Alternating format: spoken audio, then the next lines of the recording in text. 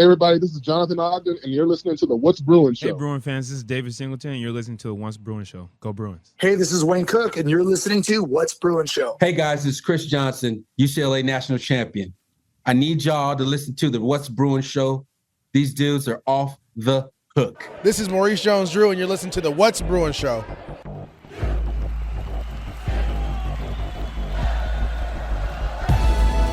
You're listening to the What's Bruin Show, part of the What's Bruin Show network, with your hosts, Jake Berryfield and Mike Regalado, and occasionally some friends, talking all things UCLA sports. And now, it's time for the What's Bruin Show. Hello, welcome to What's Bruin. I am your host, Jake Berryfield, and I'm joined by my good buddy, Mike Regalado. He's right over there. Hi, Mike. What's up, y'all? Where's my Mike? Big applause, Big Mike. This one. Hey, Mike. There's Chip. What's up, yo? It's... What's up, Chip? Northwestern Wildcat. You dick. And he hired, who'd he hire? Jerry. Jerry. Yeah. Congratulations, Jerry. I'm proud of you. But it's January 20th, I think. It's Tuesday. It's the day after the Indiana Hoosiers of football. Go Hoosiers. Are the national champions. It's like the most incredible, unbelievable story. That was a good game, too. Dear God. It was a good game. It was a better game than I was hoping it would be because I actually was like hardcore. Let's go Indiana, but yeah, whatever. screw Miami. Yeah. F the U. I was watching. Although the U is a beautiful campus. I was just it there is, yeah, a few months ago. You sent gorgeous. pictures, but I secretly in my heart I love the U, but as I a also UCLA love to fan, hate the U because the U is responsible for the single worst, most painful loss in UCLA history. You know, the Hurricane Bowl with Edge, and also they're the authors of the worst loss of my daughter Megan's college football band career. Last year with Miami. That was a heartbreaker. So F those guys for reals and go Hoosiers. Anyways, we're gonna have Wayne Cook on in a few minutes to talk about that amazing game and a bunch of other stuff with UCLA football and how excited we are. Yeah. But before we get to that, we're gonna talk a little bit of the other stuff. Like there's a basketball game on tonight. I was just in and out filling up my soda, and a couple guys were going to the game. Father son said, "Hey, go Bruins!" And I said, "Yeah, let's hope." Mm-hmm. That's where we're at with that. And then like Mike wants to talk about that stuff, so we're gonna talk about that first. And that's pretty much the show. Mike, how you been doing? Oh, good. Just it feels like it's like we just got like I've been back to work for a while, but it still feels like vacation just happened. I love it. Well, this is the first time you've been in studio in over like a month. Yeah. So there you go. So good job. I was like, dude, we forgot to do our Christmas show, but we met with Jamaal over Christmas. We did a holidays, Christmas gathering, yeah. Yes. So yeah. I was like, no, wait, we did stuff. Yeah. It was just so long. I had 3 weeks off. That was by the last week, I was like, you know what? I want to go back to work. Weird enough. I was like, I'm done. Yeah, no, I get that. Yeah. So I get that. Okay, well, cool. Well, it's good to have you back, and it's good to. I'm always excited to talk to Wayne, so I'm looking forward to that. We're going to be doing that in about 25 minutes or so. But with that being said, I guess let's get on with the rest of the darn show. So let's talk our basketball stuff first. If I can find the little button here. Actually, I got it somewhere. But anyways, Mike, you want to talk men's or women's first? Let's do the good team. Okay. Women's basketball.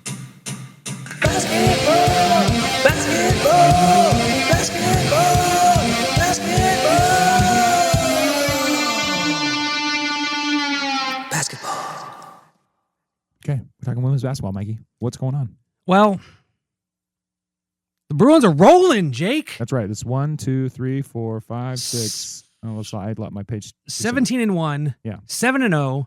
They are 7-1 against the top 25. They are 10-1 against quad one teams.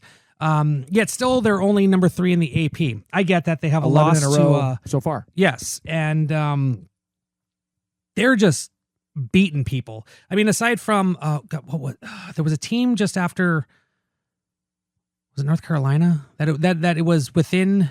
It was a single digit win, but other than that, their wins against the top 25 have been in double digits. Southern 88-37. Maryland is a freaking good team. Unfortunately, they've had a lot of injuries this year. I think they lost 2 key players, but I thought that was going to be a closer game. The Bruins dismantled them by 30 points, 97-67, and it's all because of they beat a team 115-28. Mike. Yeah. Go Cal Poly. Yeah. Poor Cal Poly. I'm sorry to interrupt.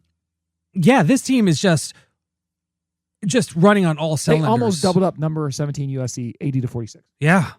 It's insane. And that's when they were ranked. Yeah, USC's had a few losses, so they've dropped out of the top 25, which, they are not what they were without Juju Watkins. Although Jazzy Davidson, she's doing a hell of a job. She's up for freshman of the year. I hear she's a good improviser. Yes. And apparently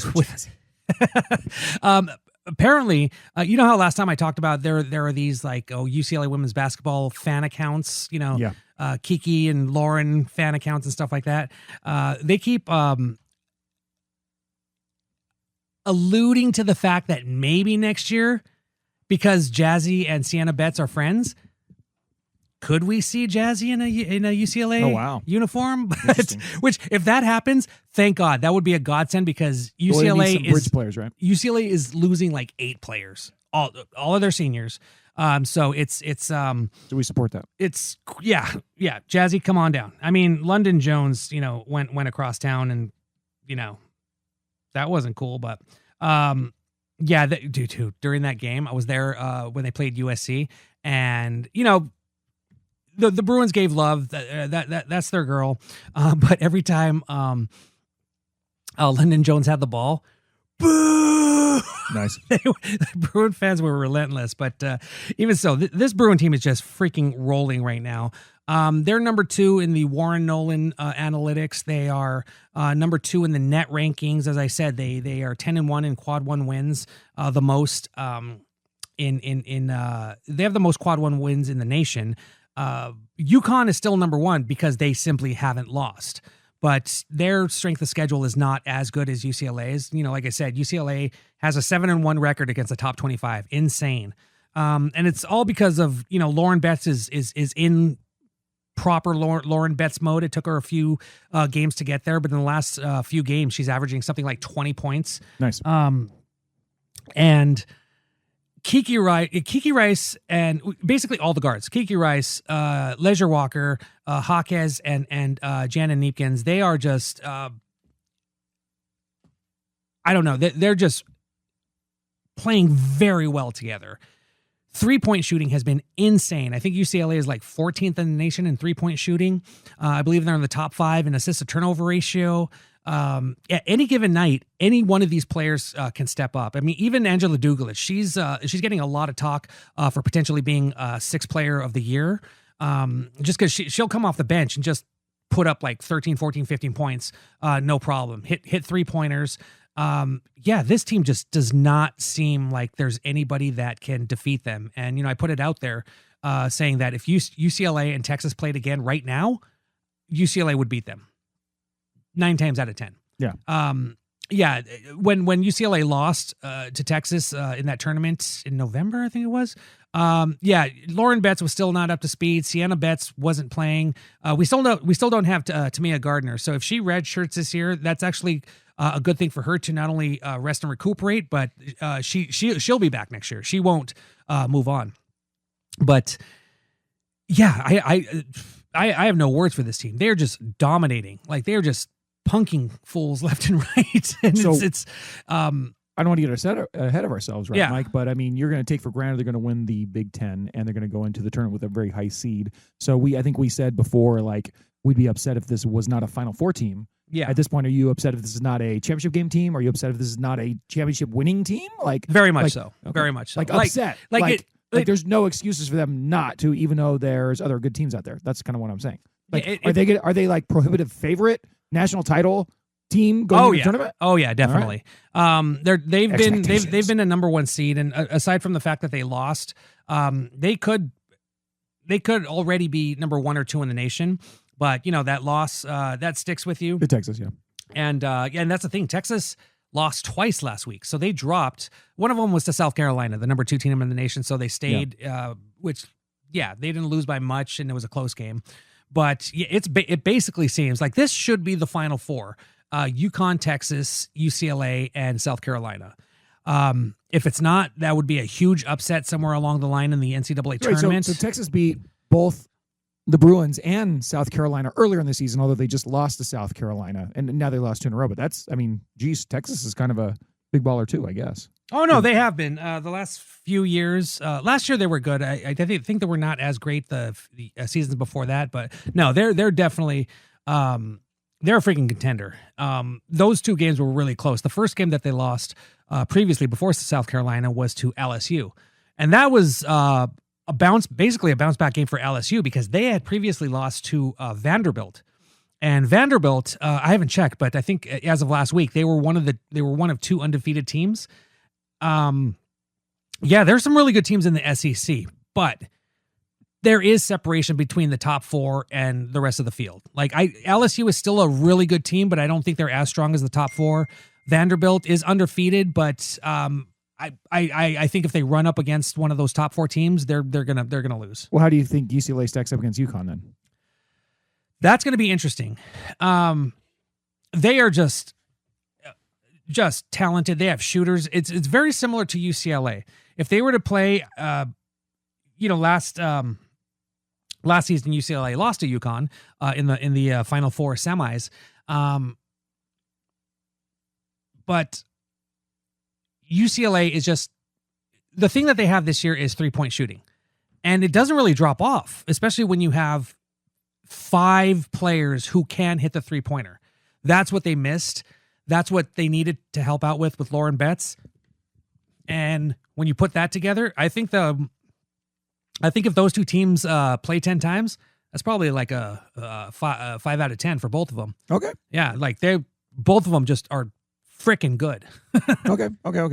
So there you go. Like Mike's on one hand, he's like, they should be winning the title. On the other hand, there's definitely some good teams out there, so you can't be, even if you want to take UCLA versus the field, that's a pretty tough bet because there's still a lot of good teams out there, right? Yeah. Absolutely. All right, I got you. And that's the thing. Like UConn doesn't have as tough of a schedule, but at the same time, they're still smacking people left and right. So they're just a tough team all around.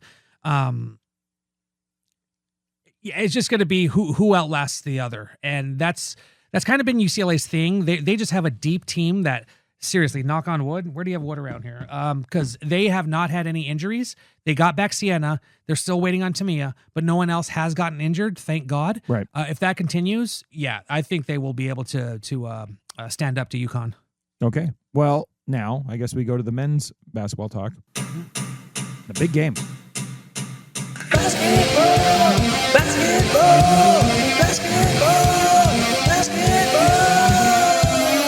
Speaking of basketball, South Carolina, Purdue, UCLA, at Pauley. Is that Pauley? Yeah, it's at Pauley. Number 4 Purdue.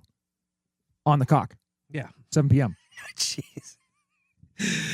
You said yourself. I almost. You know what? These people set themselves up. South Carolina and NBC. Come on. I almost broke a bunch of crap above my refrigerator trying to get my TV plugged back in, right? Because I'm just kind of like, I got home, I'm in a hurry, whatever. This is going on. Mike could tell I was a little aggro, right? And I'm like, and he to his credit, he jumps up and he's like catching shit as it's falling off the fridge and all that stuff. And I get it plugged in, and I look at Mike and said, so what channel is this game on? He's like, oh, it's on Peacock. I'm like, mother effing son of a. So I turned on the game instead. But Mike, are the Bruins going to win this game? No. Not at all. Wow. They are a 5.5 underdog, and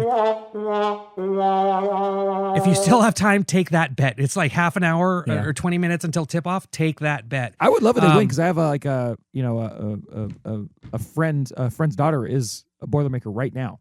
Oh, nice. She's probably going to go to the game. I'd love to be like, yeah, F you guys, we beat you. Yeah. Especially since we haven't played with football. We can't even get that. And their football team's been crap. I'm looking forward to next year. Is Purdue on our schedule next year? I don't know. I'll have to look. But, yeah, most likely. They have to be, right? On football? Yeah, football. They have to be in football. I don't remember. They haven't been for a couple years. Yeah, that's true. Whatever. So with that being said, Mike, they took the big L a couple days ago. What did you think about that game? The Buckeyes? Well, first off, they go ahead. There's the big issue of that. Sky Clark has not played for like 5-6 games because he has a hamstring injury. That doesn't help because he was getting hot. His 3-point shooting was just fantastic. And since everybody else is streaky except Max Verabilido, he's the only one doing anything. Bilodeau is and he's been hurt too. Who knows if he's 100%? But yeah, he's the only one that has been really consistent. He had a 30-point game a few games ago, but averaging something like 18 points a game and just carrying this team. And nobody else is really standing up. Like Eric Daly, he's getting better. He's had a few games. Xavier Booker is kind of non-existent, sometimes. Jameer Brown is really good defensively, but he doesn't get a lot of time. And it's still this whole thing with like, if you screw up, you're getting the hook because that's how Mick Cronin rolls. And it's not working. That game against Ohio State, previous to the game against Ohio State, they were predicted to be an 8th seed in the East region. Yeah. Right now, right after that game, what was it on Saturday? On Sunday, they were in the bracketology. They were the first team out. Oh, wow. Now, and they never led in that game. Got trounced. Yeah. Ohio State shot 53%. It's brutal. Yeah. And UCLA's part of the next 4 out, not the first 4 out, next 4 out. So they're getting even pushed back. So until UCLA figures out how to win, how to play some defense, or how to bring in, once they figure out how to have some consistency on offense with anybody stand up. I don't care who. Somebody stand up and help Tyler Bilodeau. They're not gonna do much. And UCLA still starting tonight, they're yet to play the top 6 teams in the Big Ten. Oh wow! Like Ohio State is a middle of the road team. Yeah, and they got trounced by them. Basically tied with the Bruins now. Yeah, exactly. Purdue, number 4 in the nation. That's tonight. Yeah, that's tonight. You still got Michigan, Michigan State, Wisconsin. Illinois. Those are going to be brutal games. Nebraska. Yeah. Nebraska's like shot up all of a sudden. It's I don't know unless they don't have Wisconsin left, but yeah. Oh, I thought they. Oh yeah. Okay. But you're right. Ranked teams on the schedule still remaining. They have at Michigan, at Michigan State, and then they host Illinois, and then they host Nebraska, and then they still have 2 games against SC, and they got a game against the Golden Gophers, and they got a game against Indiana. That's on the cock as well. That's in a couple weeks. Northwestern next week, or I'm sorry, in a couple days on the 24th. That's on Fox Sports 1. So tune in there. We can watch that on TV. But considering who they have remaining and what they need to do to get back in the good graces of the bracketologist gods, it's not looking good. We thought that this team was going to be better than last year, and they should be better than last year. Donovan Dent just has not been effective the way he was at New Mexico last year. And, maybe some of that is because of, Cronin wanting him to do other things that he's not normally used to. I mean, that happens with a lot of these transfers. You bring them in for offense and you're expected to do defense, and then you sit because you're not doing what Cronin wants you to. But, as he said on Saturday, he recruited him. This is 100% on him. Yeah. But at the same time, with that attitude, it's like, well, then go get some guys that actually will do the stuff you want them to do. Right. If you're only scoring 50 points a game and you're allowing 45, fine, make that happen. Have the most boring basketball ever as long as you get wins. The Godfather does not agree with that take. Oh, God, no. On the What's Bruin Show Interstate thread, he literally said, get this boring guy out of here. Yeah. Godfather and that's Mike the thing. are simpatico now. It's an issue. That was a thing at the end of Helen's tenure. I'm like, this is LA, bro. This is where Showtime originated. Hollywood, glitz and glamour, USC during the Pete Carroll times, they embraced that. They were, basically local celebrities. I mean, I remember during that. Disgusting. Yeah, it was quite. They literally got away with throwing a body off of a roof. The sons of bitches. Guy jumping off a roof, saving his nephew or whatever that BS was. No. There was a one where Pete Carroll threw a dummy off of a roof, and it was like a big stunt. It was like some stupid thing. That, yes, yes. But you're right, though, Mike. They literally had another guy fleeing from the law, jumping out of a window. Yeah. But that was towards the end. That was when exactly. But still, that I'm saying at the peak, they were throwing bodies off of roofs, making and that's jokes the thing. about, like, again, this is where Showtime originated with the Lakers. People want to be entertained. They want a reason to go to Pauley Pavilion and cheer and sit in traffic, go around construction. The seats are freaking empty. It's like when I went to the UCLA USC game. They might not be empty. They didn't suck, but they kind of suck. Yeah, that's the thing too. It's not a good product. And for basketball, sorry, just real quick, agreeing with the Godfather. AAU type of basketball, up and down, scoring. That's where basketball is right now. Defense is fine, but there's a reason Duke and Houston and Nebraska and Purdue are at the top of their game and are staying there because they're playing this brand of basketball that people want to see. And I wholeheartedly disagree with that sentiment, but I absolutely acknowledge that. Like, why does Mick Cronin have a team that isn't good at offense or defense, really? Right? And there's like, and it doesn't seem like he's doing the things that made him into a good. All those good teams aren't like this. Yeah. And it's like, I love the Howland teams that were tough and gritty and defensive minded and yada, yada, yada. And I love the Cronin teams that were tough, gritty, and defensive minded, but this ain't it. So that's where we all agree. Yeah, exactly. I don't care about the style. I care if they're a fun team to watch and they're playing hard. I don't care what style it is.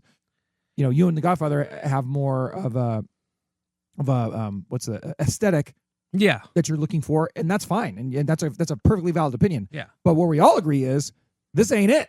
Exactly. No matter how you slice that was kind of going to be my point. And like, even despite the fact that Alfred suck, he still had some entertaining teams. And then that's the thing, like, Cronin used his players to have success in his first 4 seasons. Since then, recruiting has been all on him. He didn't really do much to survive the wake of losing those players. Didn't bring anyone worth their weight in gold to this team. So he had to go international, and that was a bust. And then he tried to go more. He tried to stay within the boundaries of the United States with the transfer portal. Not great. They got blown out in the second round to Tennessee. They might not even make the tournament this year. Well, what I'll say is that the one thing we talked about this last week, but I do appreciate that he is trying to do different things. He hasn't failed in the same way yet, as far as I can tell, Mike. And you could point that out if that's not true.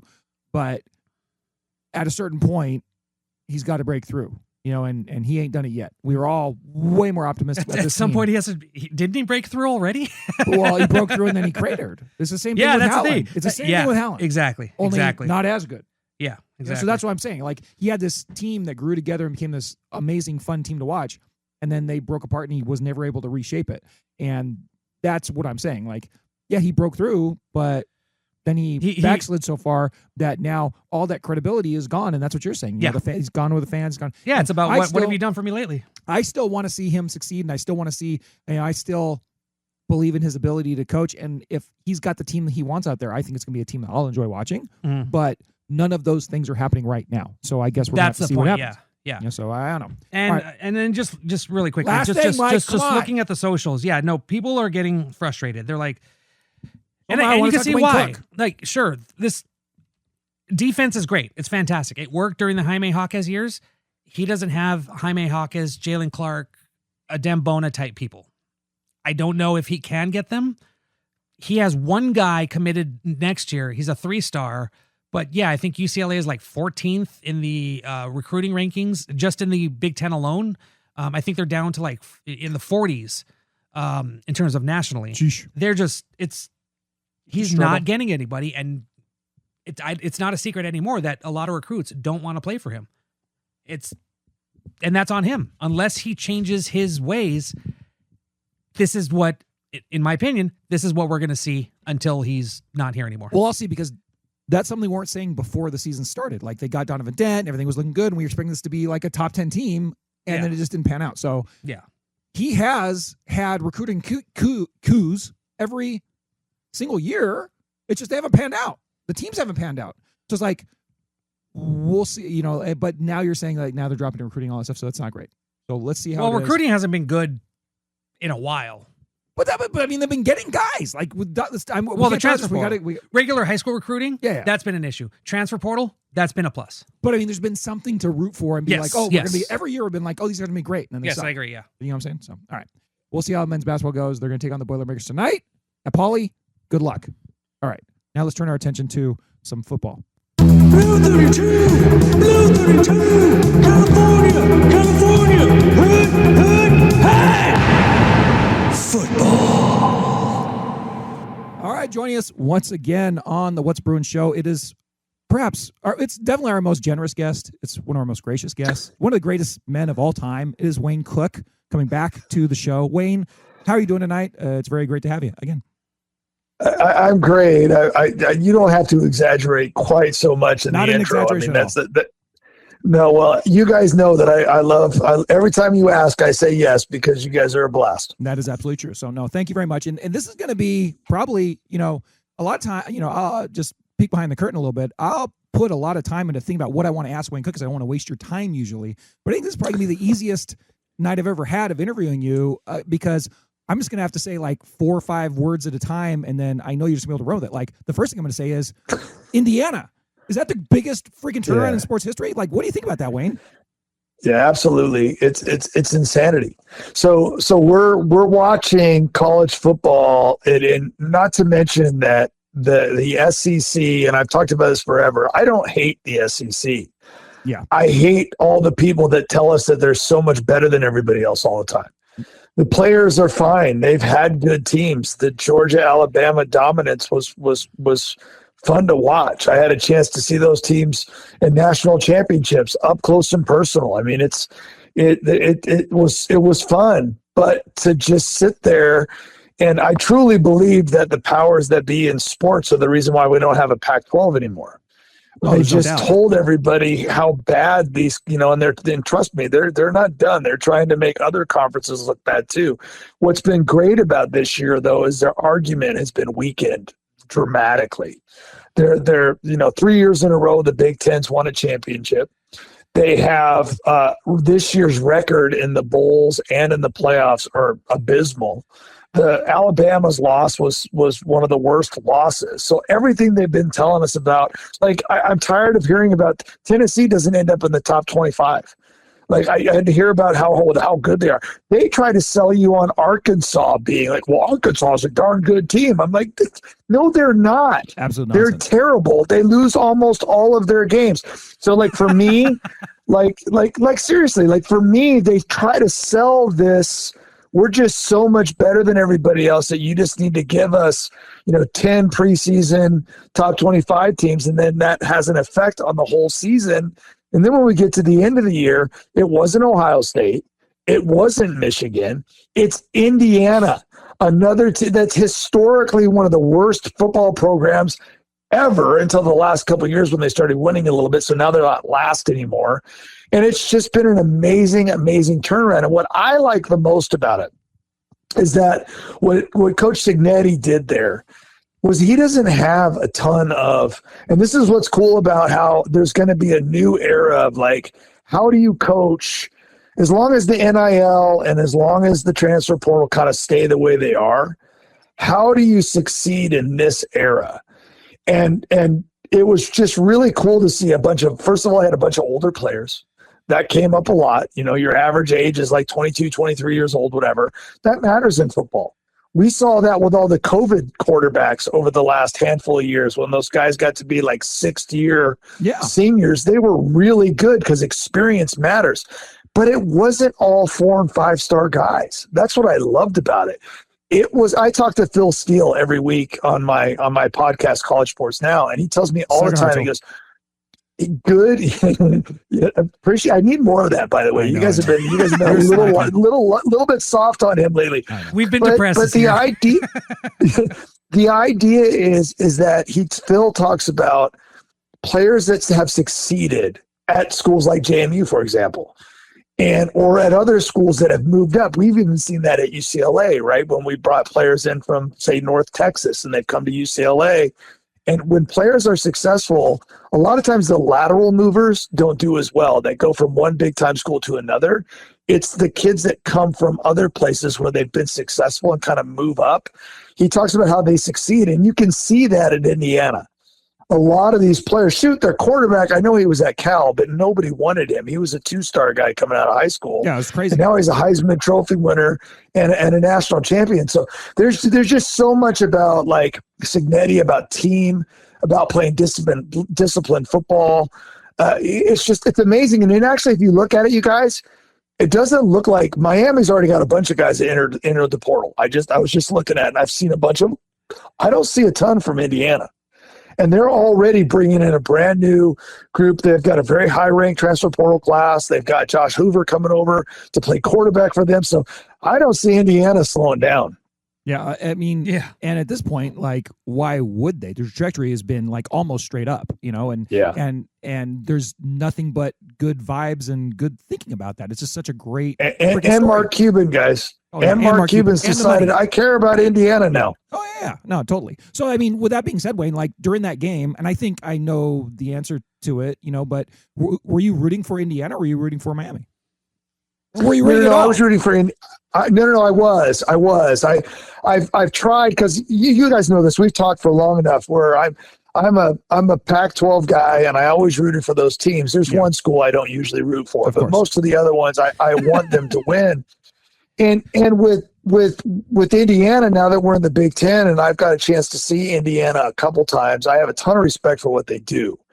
And I just think the Big Ten's always been a good conference. And in reality, if you want to go back long enough and listen to me, I've always been a fan of the Big Ten. Yeah. I've always liked, because the Big Ten and the Pac-12 were always like linked, right? You were always playing for a Rose Bowl berth, and those teams played against each other. And I just have always appreciated the football that they play and how difficult of a conference it is. And they just keep proving it. So no, I was rooting for Indiana, but I will say this: Miami in the ACC, for not even playing in their championship game, had an amazing run. And if you watched it, the second half was theirs. They seemed like Tony was incredible in that game. Best athlete on the field. Freshman, I mean, wow. Number 10 is a guy. Yeah, absolutely. And even Carson Beck played fantastic for a lot of the game. That last throw was not good. I don't know what he was thinking or what his pre-snap read was, but that was pretty bad. But he led Miami to a championship game. And in the ACC, they're also telling the rest of the world, look, we were right there with a chance to win a national championship. So all the people that are bad-mouthing that conference, I think they probably should stop doing that as well. No, I think so. Yeah, I guess that leads me to, just another national question, because you said it's the SEC and the Big Ten, and then it's the ACC and the Big 12, and then it's everybody else after that. But you said it earlier, Wayne. The whole reason the Pac-12 got strangled was because of this horrible decision at the beginning to make it a 14 playoff instead of something more inclusive for everybody. Right. And now that there is room kind of for everybody, I guess we're going to see different conferences have different styles of getting to the championship game, because Miami had the path of kind of, like I said, I don't want to say second tier conference, but the conference that's not the ACC and the Big Ten, kind of breaking through. And then you have Indiana, which just went wire to wire the whole year. And luckily the SEC got pushed out this year. That was nice. But, what do you think about now the four major conferences as we move forward? Do you think the Big 12 and the ACC change dramatically just because there's so much more in the SEC and the Big Ten, or do you think it kind of evens out, or like the change levels off at all, or do you think we have no idea what the change is going to be? I mean, that's kind of a hard question, I guess. Yeah, I don't know what the changes are going to be, but I don't think anybody's out of this thing anymore. I think if you're willing, and let's put it this way, if you're willing to spend the money, Texas Tech was very good this year. Yeah, their last game wasn't spectacular, but Texas Tech had a very, very good year. Yeah. We've seen it before, like Arizona had their run, Arizona State last year. There are teams that can get there. And remember, Arizona State was pretty darn close to beating Texas, in the year before. So like these teams everybody should feel like, listen, if Indiana could do it, if you're willing to spend the money and you can get the boosters to really get on board, if you have a front office, and this is what's going to be interesting about UCLA this year, when you bring in that 44 transfers, how is the chemistry going to be? Everybody gets excited, and we haven't even seen them practice yet. So the work that's being done by the front office and the coaches in recruiting and figuring out a way to convince enough good athletes and fill the positions of need that you need to, which they've done beautifully. I mean, whether it was we need a linebacker, well, let's go get this guy from Oklahoma. He's really good. How about bringing in the best safety for Utah for the last couple of years? That'll be a really good fit. Like trying to re-recruit some of our own players and see how they're going to fit in to add to depth. We needed some defensive tackles not that long ago. Well, we'll solve that problem. Let's go get some defensive tackles. It's been great. Like it's been pretty amazing, you guys, to watch this happen. Our receiving core has been depleted for, in my opinion, for like a long time. Yeah. And that's not, and I mean, I know we've had Kyle Phillips and Jake Bobo and some guys that have done great things, but it's just, I'm ready to have a receiving core where we have a 1A and a 1B. And if you're Indiana, you're bringing Charlie Becker in to say, hey, maybe we should have been playing this guy even more early in the season, because they've got a 1C now too. Like when you have receiving cores like that, and it seems like we haven't in a long time. Yeah, no, you're right. It's just incredible to me that the things that you can do. Now, I love the pieces that we brought in. I love watching the film of these guys. I love seeing everything that's been done, but you've still got it. Now the coaching starts. Now you've built this team. Now you have this staff. You have everything, and we're all excited. And I'm talking about every team, not just UCLA. Now you don't have to worry about another portal window. Now you come in spring, and you've got to figure out to make it work, because if you don't think that the magic of Fernando Mendoza and his personality and the way he acts, and then when you listen to Charlie Becker do interviews, it's like, wow, he's a great guy too. And then you listen to their defensive search, like, oh my gosh, that team was just filled with fantastic, like almost like aw shucks personalities. Yeah. These are just great young men that love to play football and fit that system. So great team it's leaders. not just acquiring the talent, it's coaching it up and getting them to play as a team. Well, that brings me to, so it almost brings around to the question I want to start asking and narrowing into UCLA again too. But, you talked about the playoff field, and we talked about the conferences and the ACC, the SEC, all that nonsense. Where do you land? Because every time I run into like college casual college football fans that don't really think about the playoff and stuff, they're just kind of watching the headlines. They still are like saying things like, well, what the hell was JMU there for? They didn't deserve to be there. Why was that team even there? They should have put in another SEC team or something.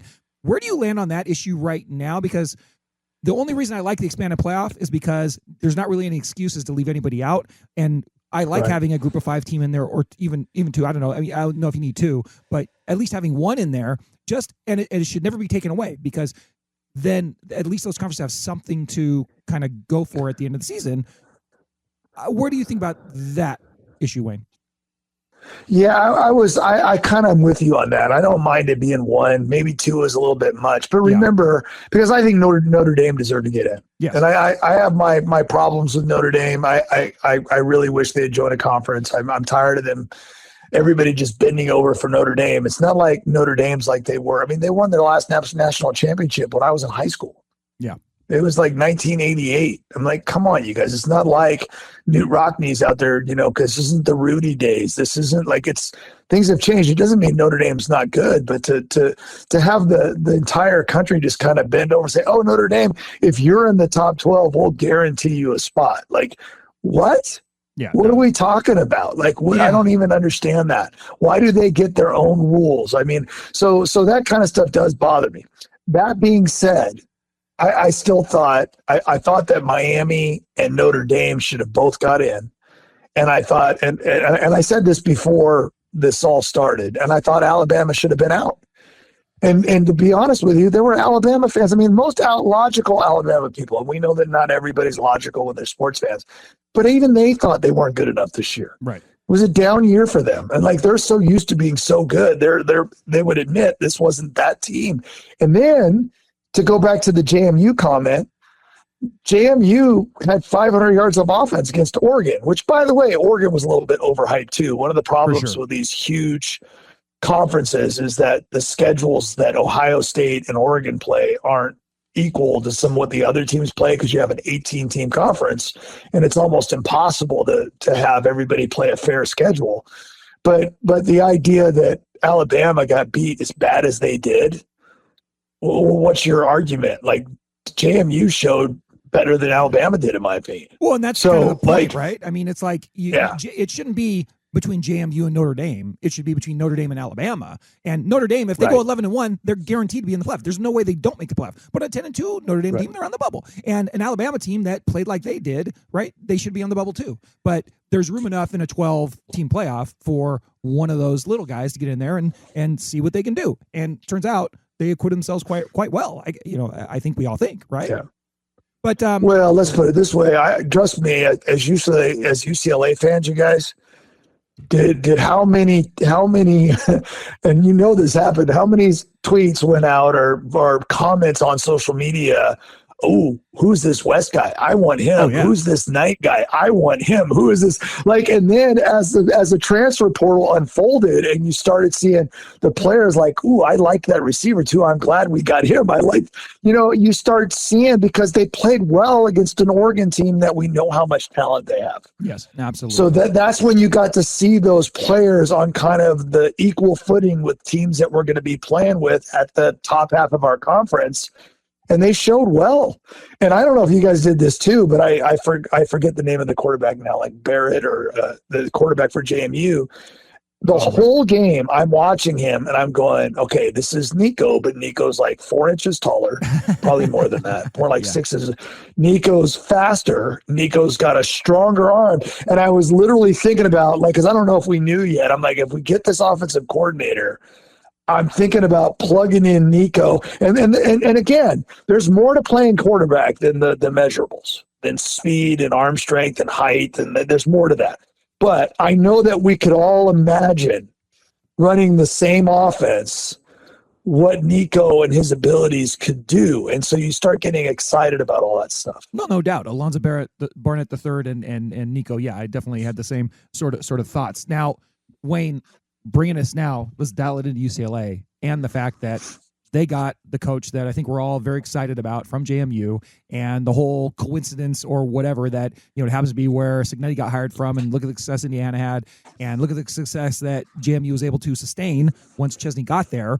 And we talked about this a little bit before the season with UCLA, and this is when Deshaun Foster was still the coach, and talking about how they finished last year and how even though the Bruins were going through there was a lot of challenges for them, at least it looked like Foster had these guys all pulling in the same direction. And then it turned out not to happen as we started the season. They start horrible. And then they get, Tim Skipper in there, and then they end up having that great win against Penn State and all that. So much of this puzzle in college football right now, with all of these different agendas and guys getting paid this or that or the other, and guys being able to transfer wherever they want. In my opinion, it's, can the coach get everybody from the top to the bottom pulling in the right direction for a season? What do you think about Chesney's ability to do that now? And do you think that's an important factor, I guess? Like, what do you think about this hire just overall? Well, no, it's a huge factor. So I don't care what era you're playing in. And people forget that there's always been transfers. It just had different rules, right? It wasn't a free-for-all. Mm-hmm. You'd have to sit out a year or whatever. I mean, one of our best players ever was a transfer in Troy Aikman, right? Like, so this stuff happens. But the idea is that it's just, there's so much turnover now. And one of the things that I'm interested in is, I thought that this coaching staff did such a great job of, it wasn't just upperclassmen and older players that were good. We got plenty of those guys. But they kind of did quite a bit of backfilling, where they got some younger players and some guys that maybe are projects, or you have to have enough players to practice and compete. And sometimes when you do that, you get those diamonds in the rough. You get that player that, like, wait a second, I know this guy was a star on a Division II team, but he's really good, and like, I think he could be a really good player. So you get a little bit of everything with this. We've got players from big time schools, players from Ohio State and Florida and South Carolina, and we've got all these, but we also got players from smaller schools too, and different. So to me, it's been a great mix. I love how much this staff is hustling. Like, they've been very active. Once that game ended against Oregon, I mean, the staff has just hit the ground running, and it's been absolutely incredible. I mean, we had multiple days in a row where, you guys know this because you're covering it, but like, I couldn't stop looking at my phone. I didn't want to go. I didn't want to go to bed. I mean, how many times did we get someone that signed it? Like, it felt like it was 10 or 11 o'clock at night. We're like, oh my God, it's another one. Like, it was just so exciting. And we've lost a few good players, and I always think that's sad. But to be honest with you, it feels like we've upgraded like big time. So like, that's all been great. And then you throw in, going back to to Coach Chesney, you throw in the fact that I love the fact that we're getting a head coach that's been a head coach. Yes. That he's been on the sidelines at multiple different places and won at multiple different places. Yes. And I'm going to bring up something that I talked about with him when I interviewed him the day of his press conference. We talked about alignment, and I'm going to tell you guys this. I have been saying this forever, and I'm going to be pretty blunt about what I'm going to say right now.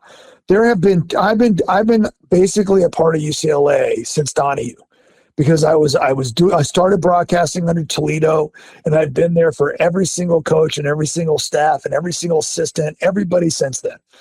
And for too long, when I played, I followed Aikman. I followed those 80s teams where we went to a lot of Rose Bowls and a Fiesta Bowl, and the Aikman years were 10-2 and 10-2. And I was a part of a Rose Bowl team in the 90s, and a lot of guys I played with Kate as well. And I'm going to tell you this. Every single one of those teams in the 80s and 90s, and I'll throw in my friends from the 70s too, they all went into the season thinking they could win a conference championship. Every single time. And everybody on the staff, it didn't mean we always did, but everybody thought we could. And everybody, I'll go back to Chancellor Young. He thought we could. Terry Donahue thought we could. When we had Homer Smith, he thought we could. The people taping our ankles thought we could win. There was a belief. That went away somehow. And you had too many people that were roaming around and clocking in and doing their job and then clocking out and going home that really just were doing their job. They weren't passionate about winning. And I've heard Signetti say this, and I know I talked to Coach Chesney about it too. You from top to bottom, and we all know we got a new chancellor this year, and it feels like there's more emphasis on supporting the football team. When you have it from the chancellor on down to the people that are taping ankles and the people that are every single one of those people, I don't care who they are. If you work for UCLA, you need to believe that we can be an elite team, that we can play in playoff games, we can win a national championship, or you need to find a different job. And it's driven me crazy how many times I've stood on Spalding Field and had conversations with people. Oh, I don't know if we're going to be able to compete in this conference. And it makes me want to puke. Yeah. It makes me want to puke because we've learned people believe the hype that somehow they're the Big Ten. Can you play Big Ten football? I'm like, we can.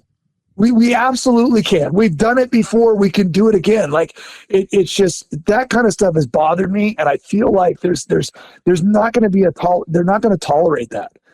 Everybody's got to have buy-in. They use the phrase alignment. Everybody's got to be aligned and pushing in the same direction.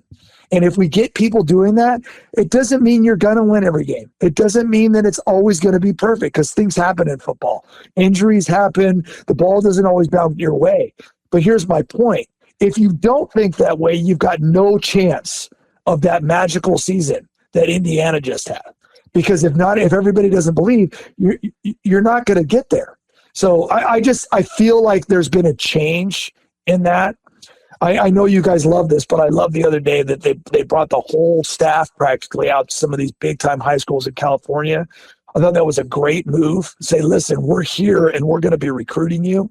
Like all of that stuff seems ultra positive. And I'll just say this, guys, I cannot wait for spring practice to start. I mean, I'm going to have to meet a whole bunch of new people because I'll tell you this, it's going to take me a little while to get connected with this group because everybody's new.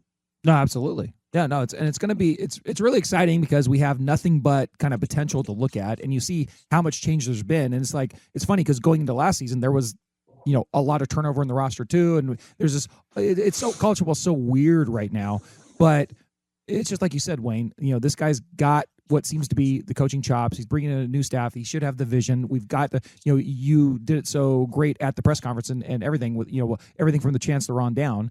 And so it really is hopefully an exciting time for UCLA football. Now, Wayne, when you think about the guys that they brought in, is there any, one or two of the transfers that are coming in that you're super excited about in particular, or just in general, or is there any guys that you, are kind of geeked up about? Yeah. I think I'm going to say his name wrong, but Omasigo, the linebacker from Oklahoma. Oh yeah, I think that was a great pickup. Johnson, the safety from Utah. I mean, I've watched him play too many times. He's really good, you guys. Like he's really good. Everybody on the offensive line. Yes. Even the one we picked up just the other day, that left tackle. That's going to help. I don't know who's going to start yet, but we needed an overhaul on the offensive line, especially since we lost our best offensive lineman who's graduating. And to Giorgio, it was really cool. And it seemed like that was like almost like the first thing, right? Let's go out and get offensive linemen, bring in a couple from JMU, we bring in someone from Boise State. You bring in players that have started and played, and in some cases were all conference players. Like that gets me excited. Like, so, and then, you still have a few people coming back that were on the team last year, but it feels like we're going to have some depth. And I'll say this, you win in the trenches. We're going to have talented running backs and talented receivers, and we have a quarterback that can run like the wind, and he's big and strong and he's tough. We're bringing in some receivers that it feels like there's going to be competition. Like we just added another tight end like within the last 24 hours, I think. Like we're bringing in some guys that can play.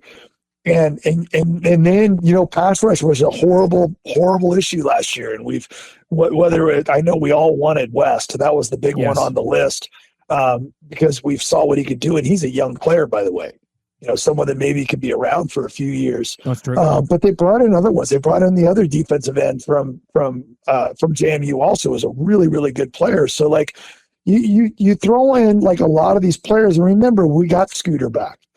Mateen decided to stay with UCLA, which was a huge pickup because he's a really good kicker. We got Pleasant decided to stay.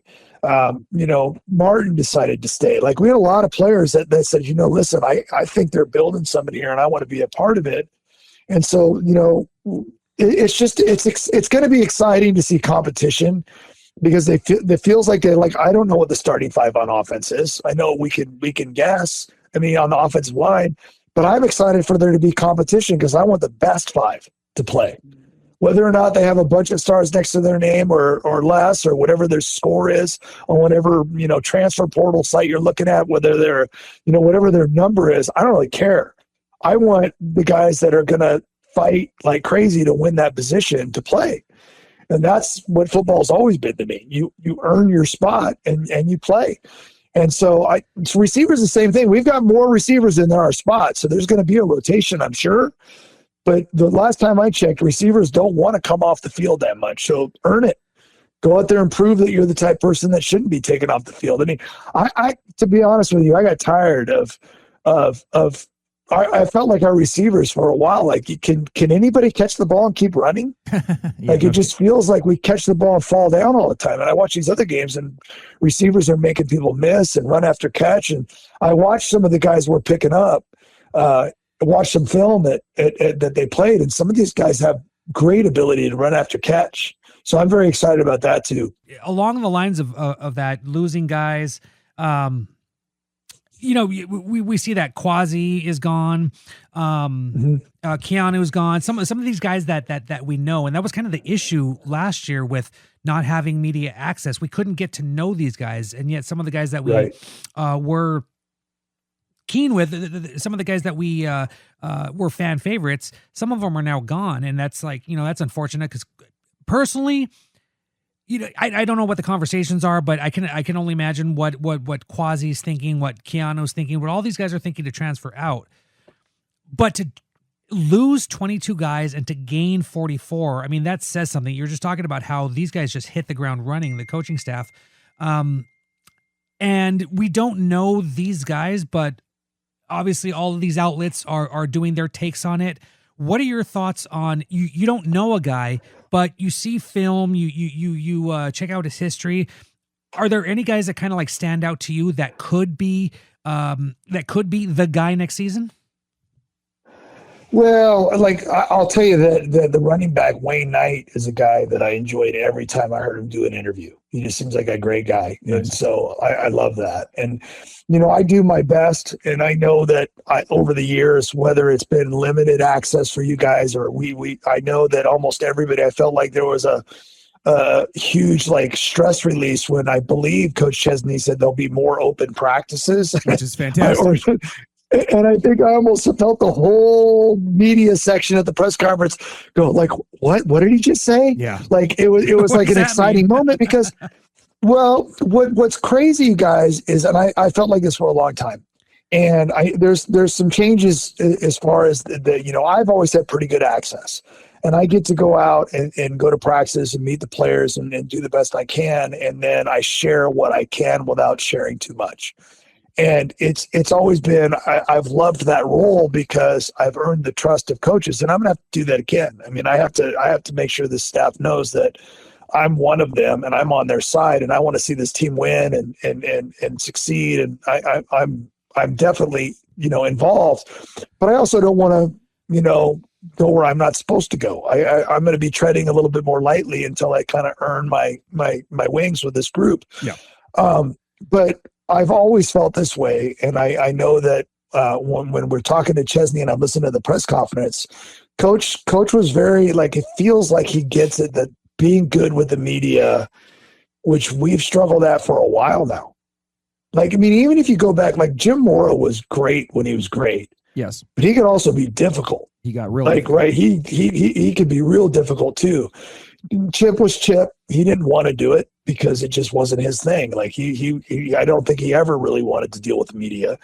And Deshaun was Deshaun, and he probably needed, a few more years of seasoning before he got really good at that aspect of it. No doubt. And to be honest, shutting down the media was probably not the right approach, because it costs you. And I've always felt that in the modern era, if you have a bunch of people, I don't care if it's people doing podcasts, I don't care if it's people covering the team on any of our local newspapers. If they don't like you and they do nothing but write negative things about you, it hurts the perception of the program. I've said this for years. Like, we need to be the ones that set the narrative. Yes. Don't let other people do it for us. Like, so as a school, we need to be open and talk and tell people what's going on. Don't make them figure it out on their own.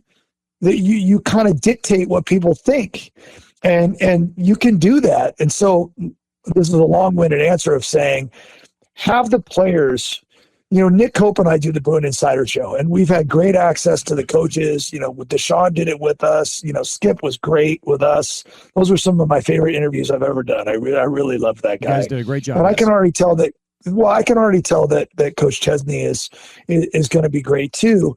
But why wouldn't they let us, as the Bruin Insider Show, do that same thing, with assistant coaches and players, and help build the brand of UCLA and help? And I'm including, you guys too. I'm obviously being a little bit selfish what I'm saying, but like, the more access all of us get to these players and the more we like them, the more we want to write good things about them. There's no doubt. And I just think that helps the program so much.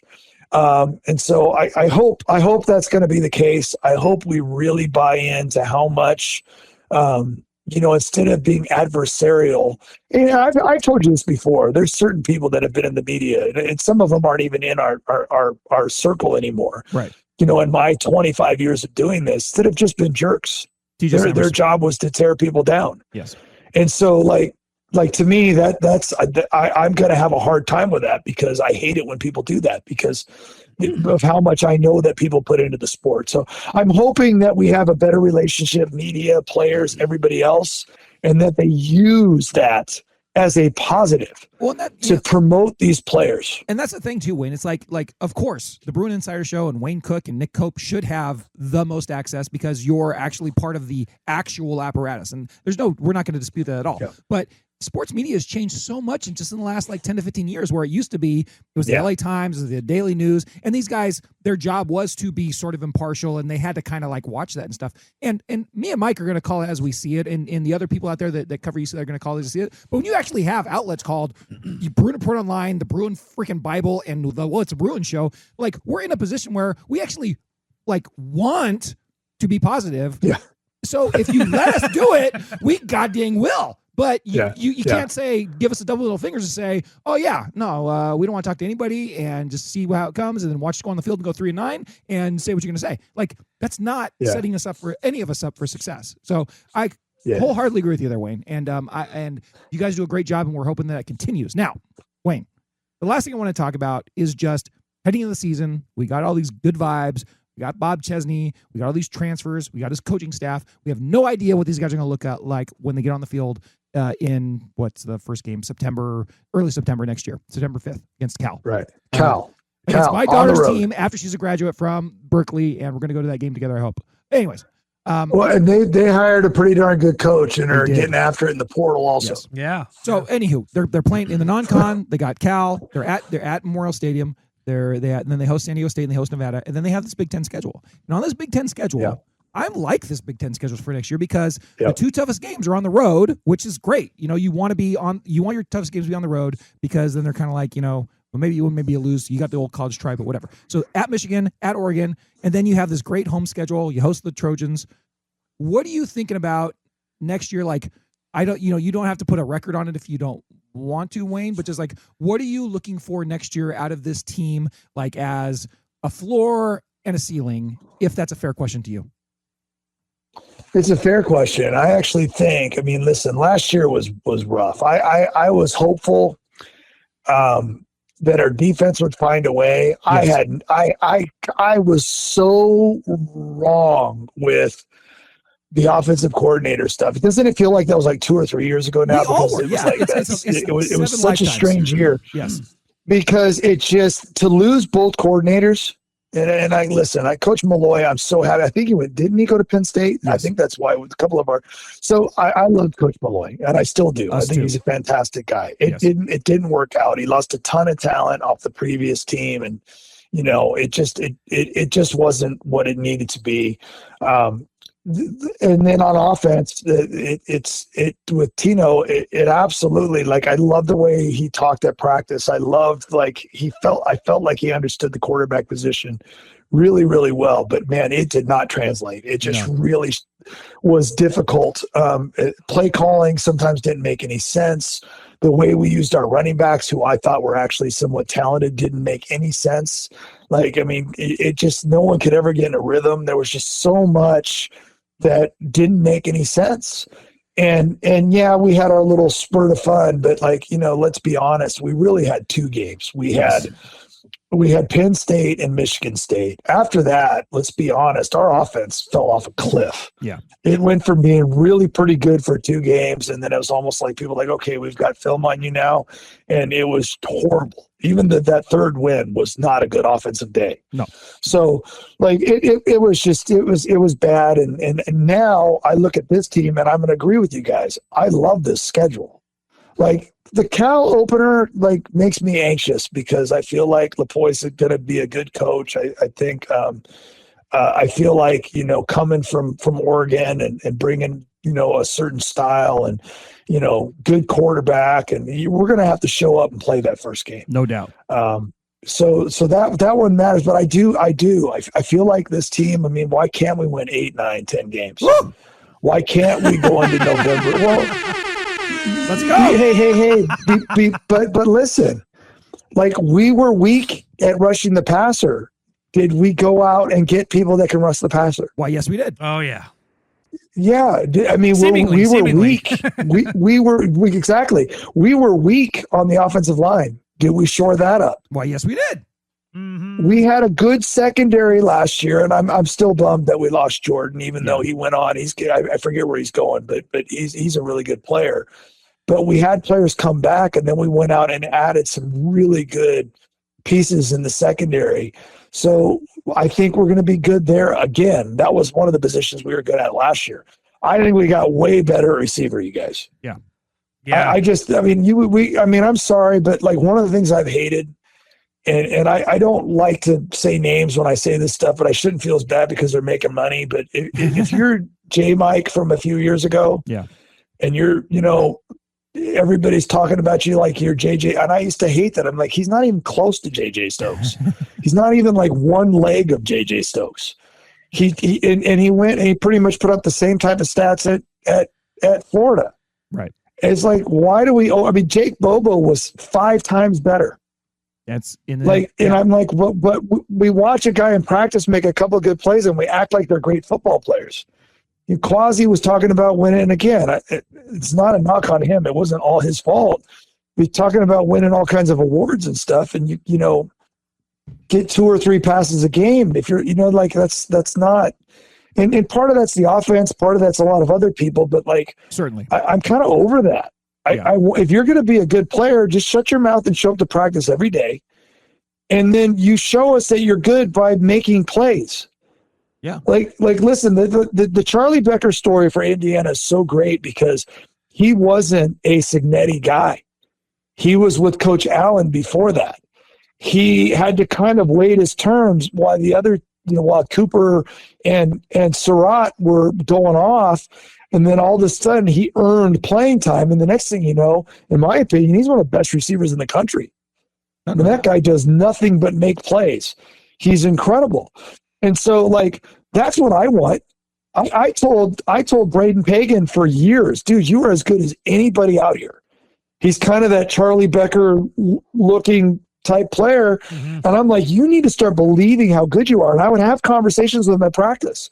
And he'd always get hurt and dinged up every time he started to make a jump. But he goes to Utah State and is an all-conference player. Yeah. Has almost 1,000 yards in receiving. I'm like, I could have told everybody at UCLA that. I was talking about the defensive rookie of the year in the NFL, Carson Schlesinger. I was literally about to a bring him year up, before Wayne. he played a lot. Yeah. I was like, this guy is so good. Why doesn't he play? Yeah. So, like, these are the kinds of things that drive me crazy. And so, like, I just want guys that show up, bust their butt, and then I want coaches that play the best players.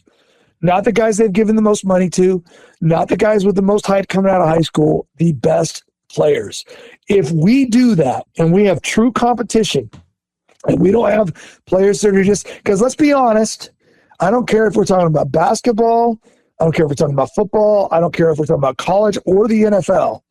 If you don't think there's ever been players that have like made their first big paycheck and gone, I've made it, and then they totally relax, they don't work as hard, they don't show up, they don't do the things they need to do to be great.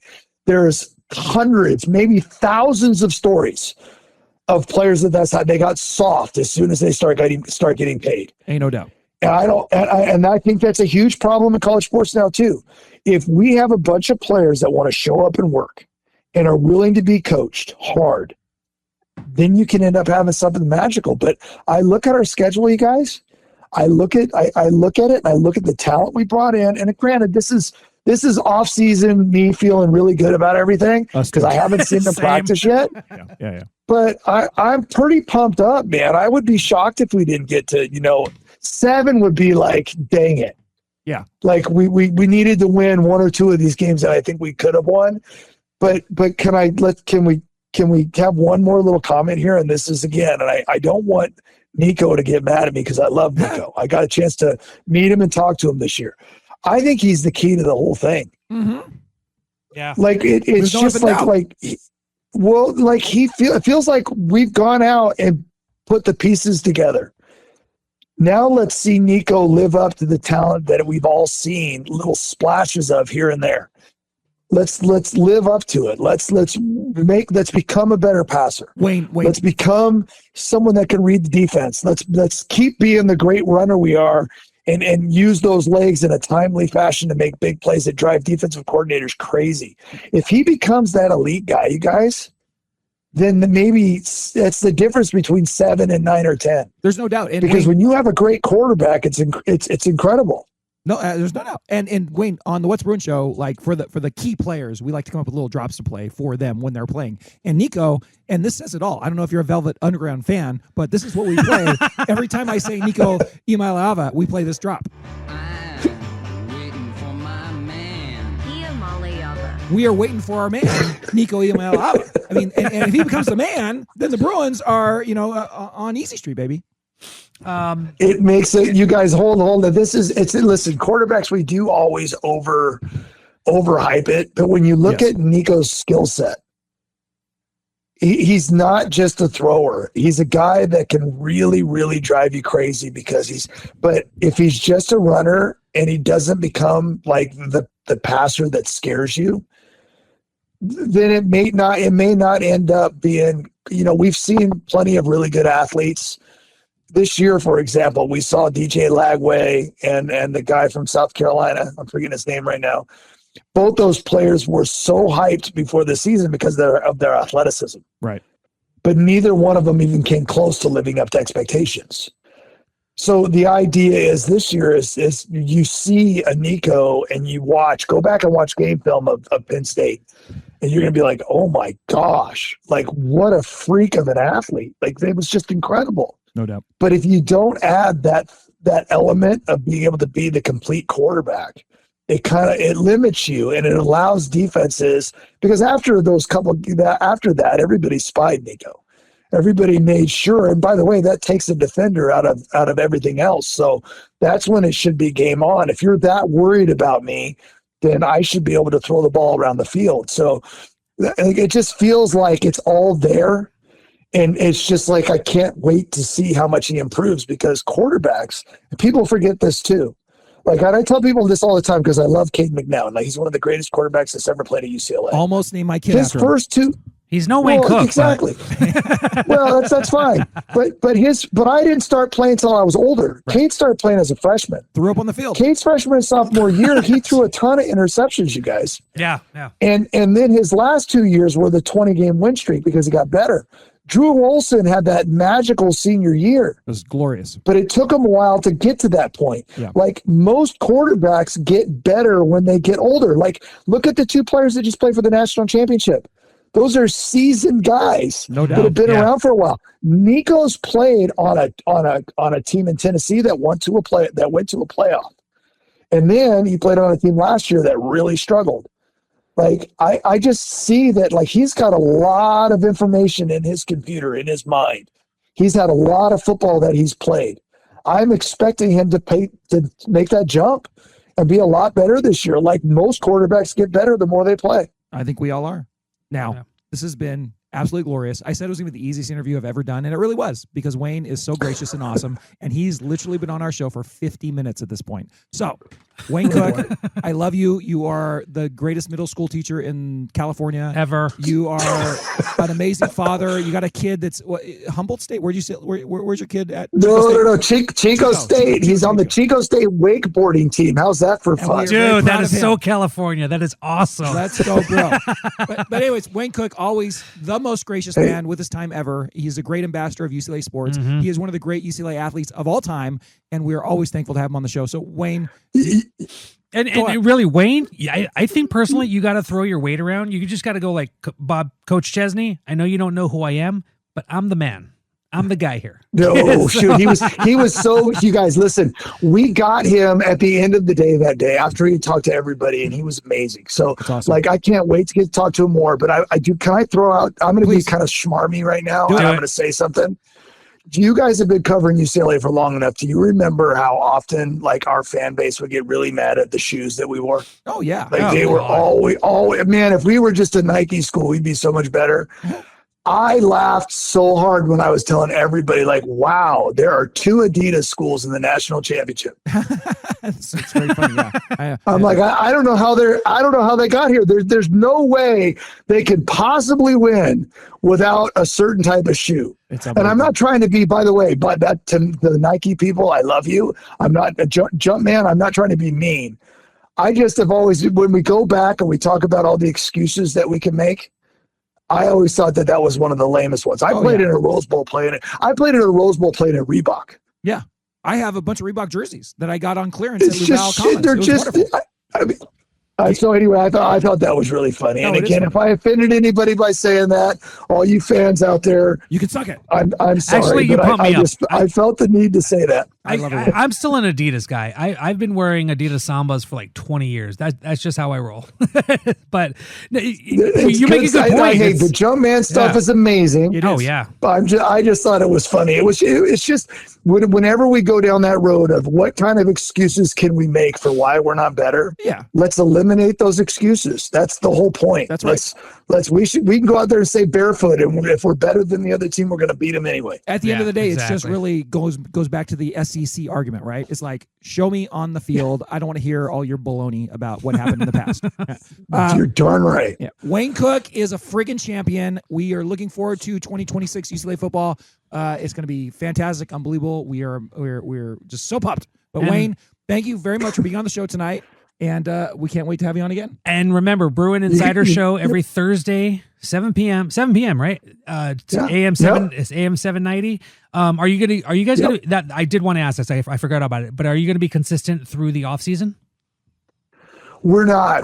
They'll be doing basketball still, and then once we get into August and start getting into the games, we usually do 14 weeks.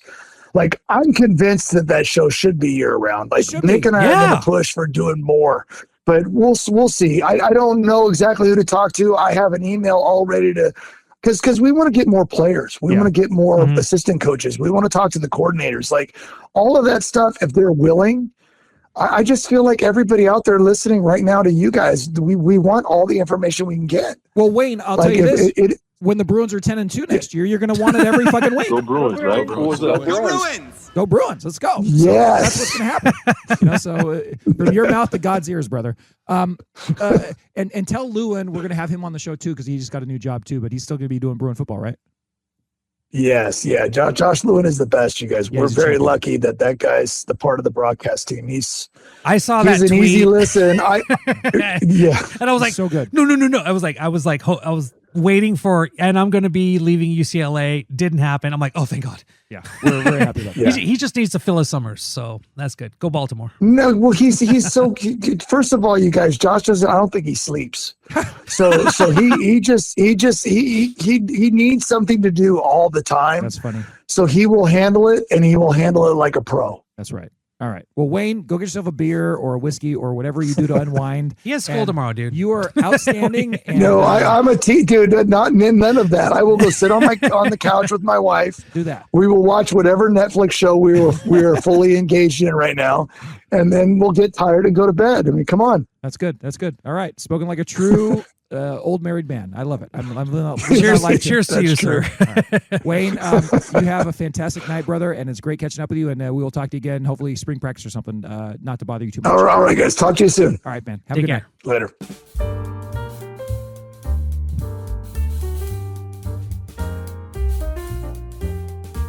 Do you think we drink too much? No, we don't drink too much. Men face reality, women don't. That's why men need to drink. That little weirdo makes the best friend I've ever had. I hate it when podcasters talk about what they're drinking. What else am I gonna drink, Bob? A fucking Fresca? We're not having Frescas, but we are doing is talking no about... Frescas here. Yeah, no Frescas here. But let me fade this down a little bit. I have a little problem. Oh, there it is. Sorry about that. Mike, it's a What's Bruin Show. What's Bruin Symposium on the What's Bruin Show Network. A symposium is... We haven't symposed in a while. A conversation over drinks. We have not. Because you know what? It's been one of those things where, there has been a lot of bonus content or whatever. But we're still an independent pirate ship floating around. We're still hip. We're still with it. The sports... The free ocean of sports media around UCLA football, whatever that is. And, if you want to support us, for how much, Mike? $2. $2. $2 a month sends What's Bruin Show into the future. But it just occurred to me that we had this wonderful interview with Wayne Cook that lasted 50 minutes. And during that 50 minutes, I drank a double of Knob Creek rye 10-year 100 proof. And it's wonderful. And now... I think I held it together for Wayne, but now I'm a little bit off the rails, I think. And I just want to celebrate this whiskey. It's a good whiskey. I just want to celebrate. Crafted for quality and full flavor in Claremont, Kentucky. 10 years old, Knob Creek. You can get this bottle for, I think, $50, $40-$50. And it's good stuff. So go out and get that. Mikey, what are you drinking? Tonight, I'm going back to... Racer 5, baby. Racer 5. That's just... it's a comfort beer for me. Racer 5 IPA by Bear Republic. It's just a very good IPA that is very comforting. It's like when you want to go to something that you're used to. By the way, Jake, and I tried to go to that brewery in Napa for you and get you a 27 pack, but they were closed. It's all right. It's all right. But I am going to need your knowledge because I'm going to Nolans in a few weeks, and I'm going to need some. The guy that only drinks beer is going to need some Sazerac. And if anybody wants recommendations for New Orleans, that's my hometown. I grew up on the bayou, as you know, and I'm there for you. But after the age of 40, grew up on the bayou. Mike loves his exactly loves his Racer 5. I love my Knob Creek Rye, and we want to thank you guys all for listening to What's Bruin Show and all of our nonsense year after year after year. It's been like 13 years, and send the What's Bruin Show into the future with your $2. Do it.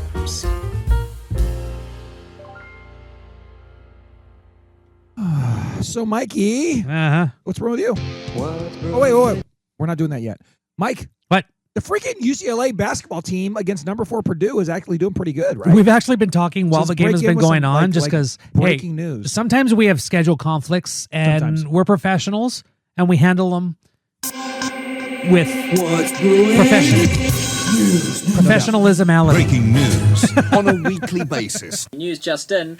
There is 14 minutes and 26 seconds left in the second half. Yeah. The Bruins are currently leading the Purdue Boilermakers at Pauley Pavilion 43-40. We talked about this earlier. I said they were going to get blown out, and they were.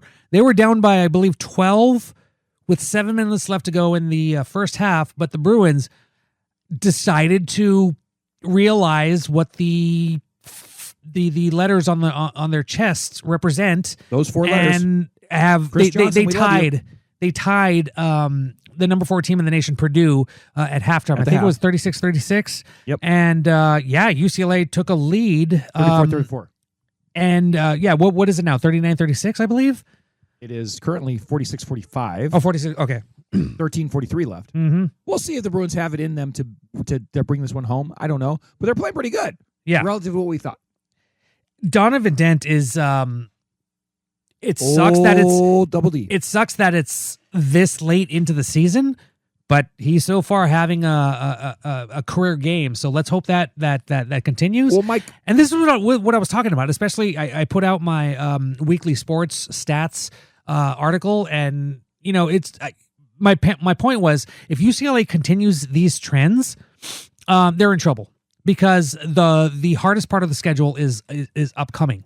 This is good going forward if UCLA can continue this, but that's the thing.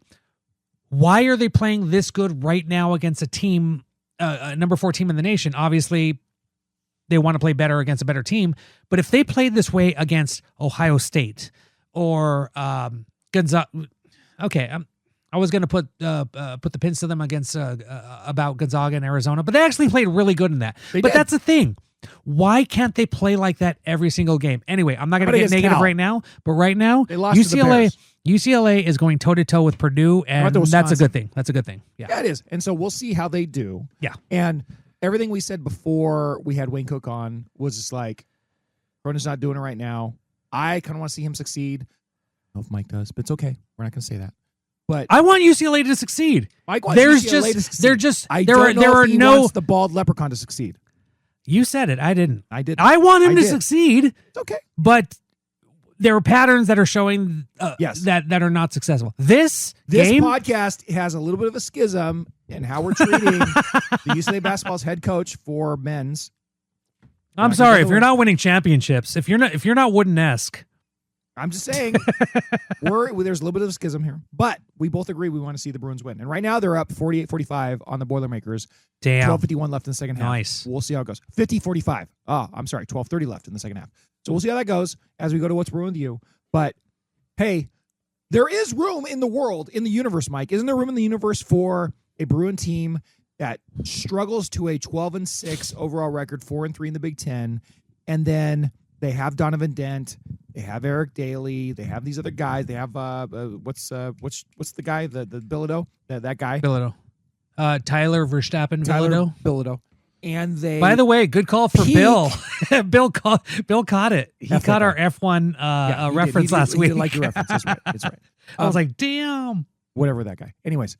There is room in the world for a Bruin team that's 12-6, 4-3 halfway through the season, or whatever, and that peaks and heads in to the NCAA tournament in a streaking fashion. Mm-hmm. Even though they're the bubble team that's out right now. If they beat the Boilermakers, they're back in. They could beat anybody else. Yeah, they could beat anybody else. So let's go. And that would be okay. But they got to beat them first. There's still 12 minutes left. They're up 50-45. But like, you got to play this way every single game. Like we said, You still got Michigan, Michigan State, Illinois. Those are the top teams in the Big Ten. If you can at least beat those guys, like UCLA already put themselves in a hole. They're 4-3, not great. That's a middle of the road team. But if you could show that at this point you're improving, even if they do get a lower seed, at least get into the tournament and then show your prowess at that point. Well, if they beat Purdue, yeah, at Pauley Pavilion, yeah, number 4 in the country, then they could beat Northwestern. They could win at Oregon theoretically. Yeah, they could beat the Hoosiers. Oh, they're going to beat Oregon, Rutgers, Washington. They're going to beat Indian. The next, they'll beat Washington after this game. Let's say that the Bruins go on to win this game. That's a stretch still, but let's say they do. Then 4 of the next 5 games are at home. Yeah. Could they put together a nice winning streak there? Oh, yeah. Absolutely could. They could beat the Hoosiers. They could beat the Scarlet Knights. They could beat the Huskies. And then they have a really tough 3-game stretch against ranked teams. At Michigan, at Michigan State, home to Illinois. So like the proof will be in the pudding, but hope springs eternal, I guess. Yeah. So I'm done talking about basketball. I really I don't want to talk about basketball anymore. I'm going to play this. I would like to avoid the basketball shows for as long as possible. But I am geeked up. The Bruins are up 50-45 with 11:25 left in the second half. So, Carrie, call me this week and tell me what you felt about this game when they win. If they lose, don't call. Nancy, call me. I haven't heard Nancy's voice in a long time. I need to hear Nancy's voice. I need to hear Carrie's voice. Yeah, we need calls, to carry us into the offseason. We did need calls, but now we do. Like, I didn't need calls, but now I do. So call the show. We didn't even say there was also the holiday lull. 805 399 4WBS. I get Rain of Troy. Right. So call the show and tell me what we feel about Purdue's loss to the Bruins at Pauley Pavilion, which is going to happen right now. We're channeling right now.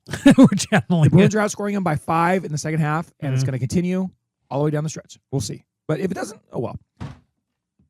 Anyways, Mike, what's wrong with you? All right, we got to start over. Ask me. Or do you want to start over? What's brewing with me? Yeah. What's brewing with you? What's brewing with me? What's brewing with you?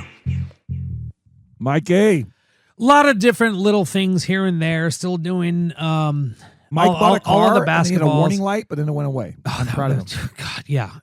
Not even 2 months into this purchase of a car, the engine light came on, and then I was told that, hey, it might be something as simple as your gas cap is not tightened enough. And sure enough, I go tighten it. It went away. I'm like, damn, modern cars are weird. But I love my little car that has freaking power. But that's not my What's Brewing. My What's Brewing is, just back in the swing of things. It's the second semester. My kids are back in school. My daughter's cheerleading for her high school. Went to a basketball game a week ago. I haven't been to a high school basketball game in a while. Completely different rules. Also for my daughter Poppy, who's an 8th grader, she's playing on her school's team. I volunteered to do volunteering is always good, Mike. The scoreboard. My God, the rules are completely different, and it was weird. Like, I'm not gonna go somewhere and say, oh, I'm a sports journalist, reporter, blah blah blah. I'm gonna go and just support and help out the school. So I'm asking questions about this and that. What are the rules here and there? I'm like, wow, that's different from college. And the people that were like, well, wow, you watch a lot of college basketball? I'm like, yeah, I write for this one site, blah, blah, blah, blah, blah. And it was funny. This was about a week and a half ago. I'm talking to the boys varsity team. Boys varsity head coach. And he goes, wait a minute.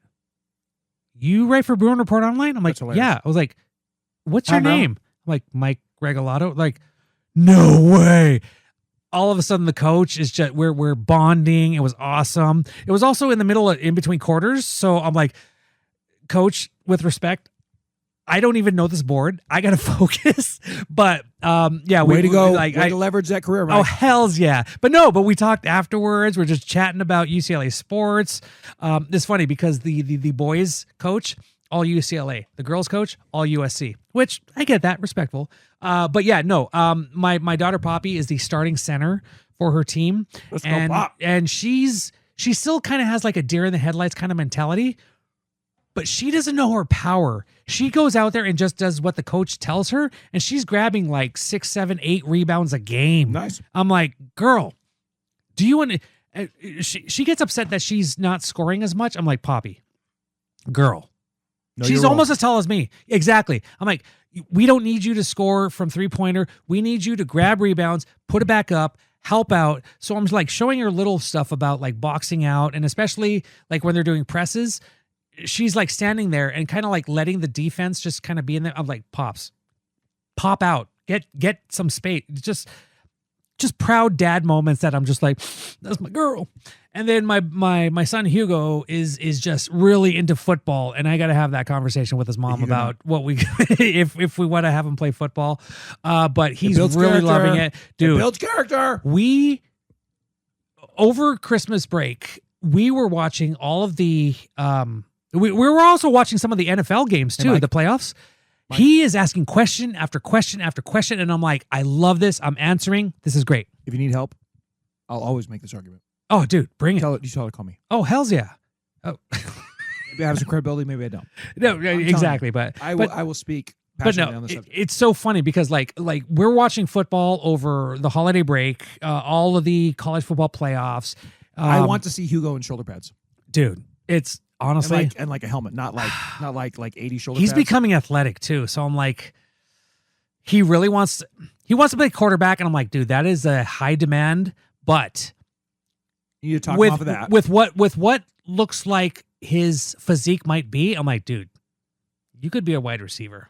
And he plays football pretty much every day at lunch with his friends, and he tells me, and this is just lunch, he's very proud of the fact that he caught a ball and then ran 30 yards for the touchdown. I'm Let's like, go, Hugo. That's my boy. So yeah, no, that's something I have to monitor. The good thing is there's always a place on everybody on a football team. Oh yeah, if you're gonna work hard, definitely. You're gonna bust your ass. There's a place for you. So, but yeah, it was a fun vacation, and then this last week, just getting the kids back in school mode and all that, and I'm trying to get back into, like, it kind of feels like I was kind of like sleepy during the holiday break because there weren't that many games. I wasn't doing much work, but now we're back into it, and I'm like, oh god, I have to like speed it up. But 52, 51, 9 minutes left in the second half. UCLA still up. Go Bruins. So yeah, it just little stuff like that. Nothing major that has happened, but I've been talking about. I just told Jake, this band that I've been into, Turnstile, they have a song called Magic Man, and we need to incorporate that somehow. No doubt. But also, I already have it on my phone. This band Ghost, they just did a cover of "It's a Sin," the Pet Shop Boys song. I've been addicted to it. Oh my god, I am such in a music whirlwind right now. By all the I'm letting go all of my how can I say? I don't know. My doubts about modern music. Okay. And which is weird because I love listening to new music. And I've even told you, like, there are so many bands that I'm just like are really good right now. Amyl and the Sniffers, Idols, Viagra Boys. There are some really good bands out there. And it's funny too because my daughter's getting, really into music, and she's kind of listening to my stuff. I'm getting stuff from her, but it's just a very interesting time in music and sports for me. And those are my two big things. So nothing huge, but I do like to celebrate the little things, like when you get a clean block on a defender that allows your running back to run for 30 yards. That's me right now. That's me with my kids. I'm running blocker for my kids so that they can succeed. Jake, what's brewing with you?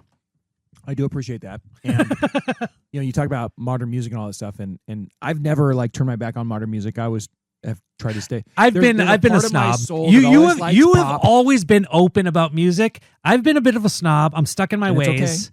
It is, yeah. But I will tell you this, Mike. I've kind of like in the last 6 months, year or so, like the thing I've drawn to the most has been like indie chick artists, as you see my wall behind you. Mm-hmm. And now, just in the last couple of days, I'm telling you, I watched K-pop Demon Hunters, and now I'm kind of into K-pop, and it's kind of scaring me a little bit. But Megan sent me a list of K-pop artists, and now I'm like, I don't know. I'm kind of into it twice right now. But Dude, we'll see how it goes. I'm going to play this song for you off the air. There's this band called Luna. I think they're Korean. Oh, yeah. And it's in I got some characters. Luna. I don't. You know Luna? Yes. Oh my God. I know. Oh my God. I know. They're so good. I know. Oh my God. I know. That's not my what's brewing, but oh my God, yes. Anyway. Sorry, I didn't mean to interrupt. That's yeah. okay. Yeah. But I'm just telling you that, Micah, like with your, Yeah. you know, I'm glad, you know, and I love music and you love music and we love music. And that's what. Dude, the other part of day, What's Brewing Show. I'm like just doing like work in my office area.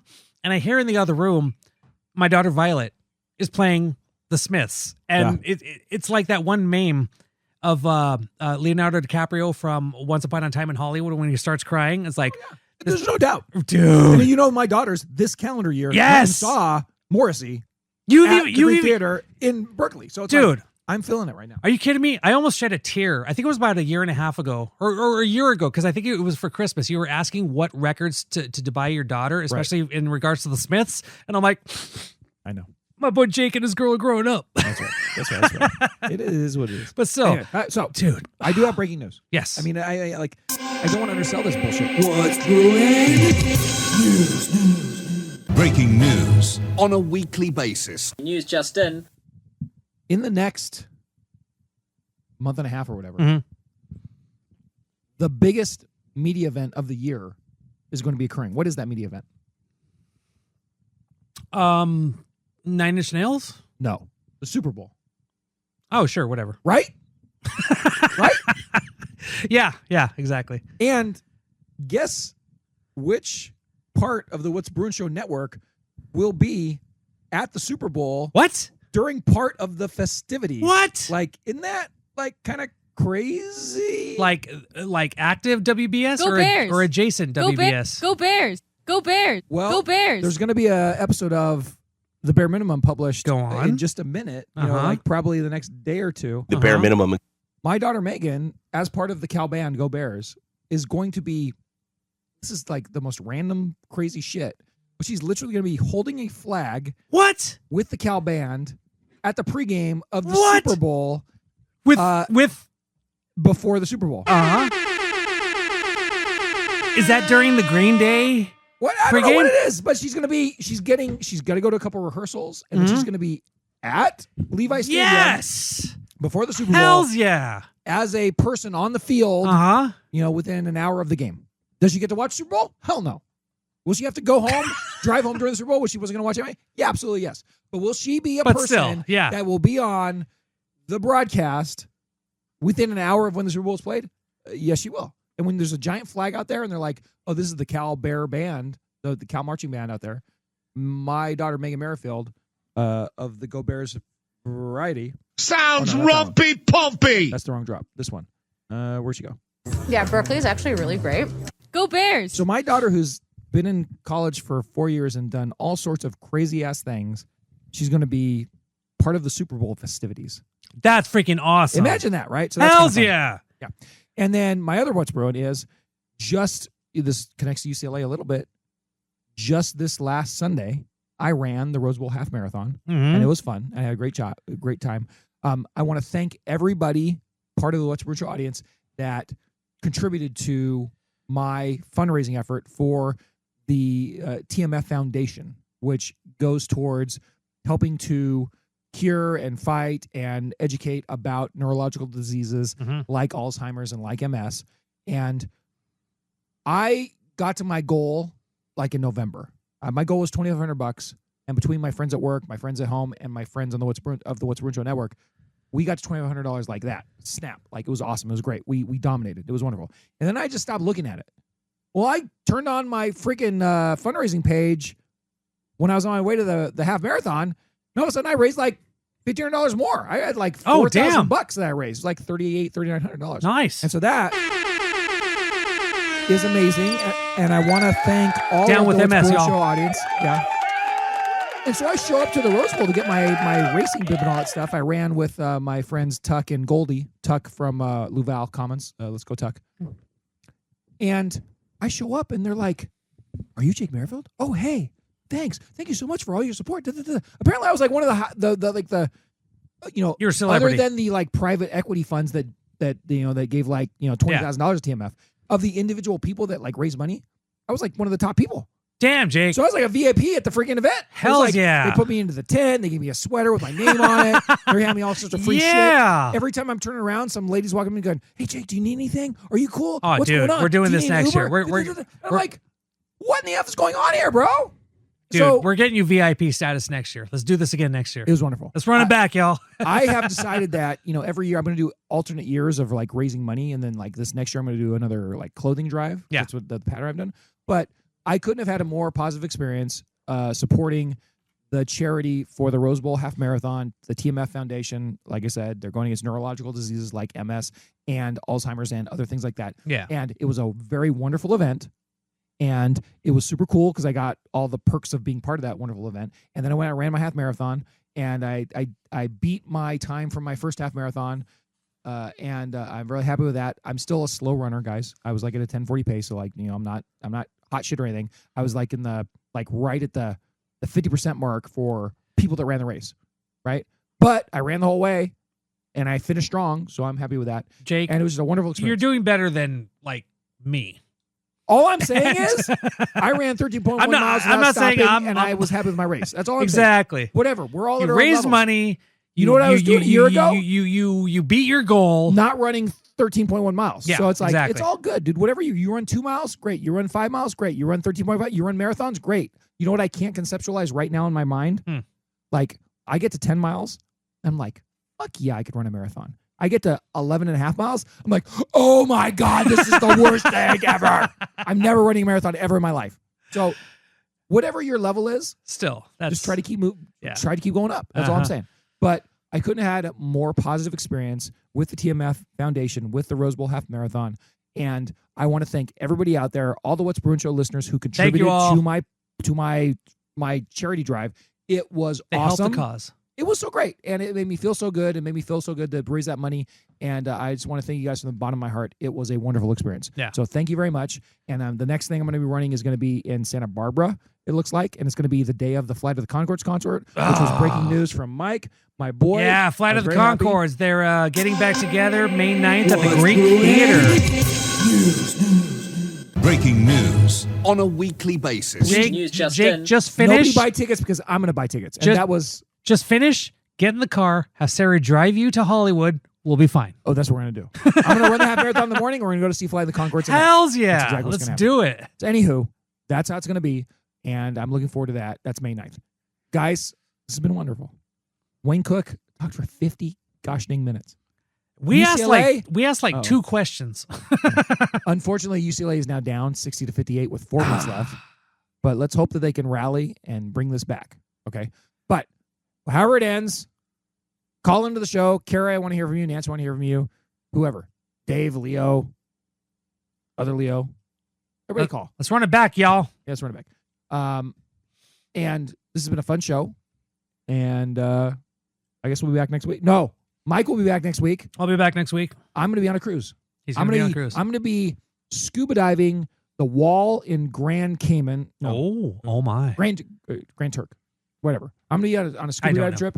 I'm going to be on a cruise. And then I'll be back in a couple weeks. And then we'll see about the week after that because I'm coming back the day before we're supposed to record. Mike's going to New Orleans! From New Orleans, baby. Yeah, so I Hells yeah.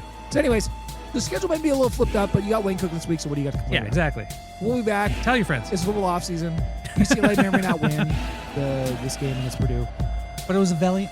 We love you all. We hope you enjoyed the show. Oh yeah, Jason Rebell, come get your order from work. I have it for you. It's like taped to the door.